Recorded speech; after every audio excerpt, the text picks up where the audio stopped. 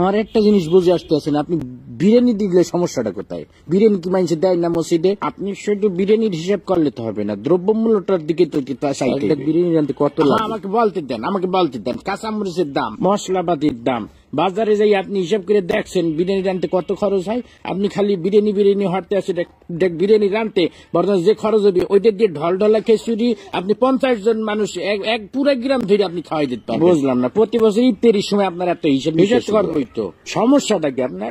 আপনি খালি খাওয়ার হিসাবটাই বুঝলেন, আপনি দ্রব্যমূল্যের হিসাবটা বুঝবেন না। আপনি কি মনে হচ্ছেন আমি কি বহুত টাকার মালিক হয়ে গেছি? হ্যাঁ, এখন যত কামাই তত খরচ। এই যে আপনার মসজিদে প্রতি মাসে ইমাম সাহেবের বেতন না দিলে ইমাম সাহেব চলবে কেন? আমার কথা বলতে দেন। আবার এই যে রমজান মাস আইছে তারাবি পড়াবে, হাদিয়া দিতে হইবে না? আমার খরচ কি কম? ফেতরা দিতে হইবে, জাকাত দিতে হইবে। শোনেন একটা কথা, রিজিকের মালিক আল্লাহ। আল্লাহ আপনার ধন সম্পত্তি দিছে, ধন সম্পত্তি দিয়ে আপনার পরীক্ষা লেতে আছে। এই টাকা পয়সা যখন তখন আল্লাহ লইয়ে যেতে পারে। আপনি এই টাকা পয়সা আপনার জানের সৎকা করবেন, ফেতরা দেবেন। মুসলমান হিসেবে এটা আমাদের সকলের দায়িত্ব।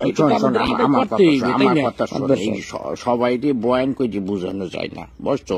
যে গেটি বেহার তুই কোরআন বুঝাইতে খাওয়াইলেও বুঝবে না। একটা কথা সবসময় মনে রাখবি, যে মানুষটা জায়গা রয়েছে তাকে কিন্তু ঘুমেতে উঠানো যায় না। এই যে আমি বিরিয়ানি দিতে পারবো না, আমি ডলডলা খেচেটি দেবো, বিরিয়ানি দিলে আমার সমস্যা, এই যে এত সময় ধরে বুঝাইতে আসো। একটা কথা তোর কানে গেছে, ও শুরুতেই বসতে আছে যে আমি ডলডলা খেচেটি দেবো, আমি বিরিয়ানি। আপনি কতক্ষণ ধরে বুঝাবো আমি? এই টাকা শোন, আমি গত বছর আমি পুরা গ্রাম বইটা আমি বিরিয়ানি খাওয়াইছি না, পুরা গ্রাম কোনো ঝামেলা হয়েছে।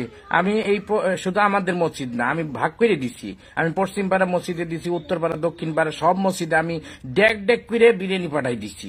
কোনো সমস্যা হয় নাই, শর্টও পরে নাই, সবাই তৃপ্তি সহকারে খাইছে। আমার মনে হয় আমার মতো সভাপতি এই মসজিদে ইতিপূর্বে আর আইসি কিনা আমার জানা নাই।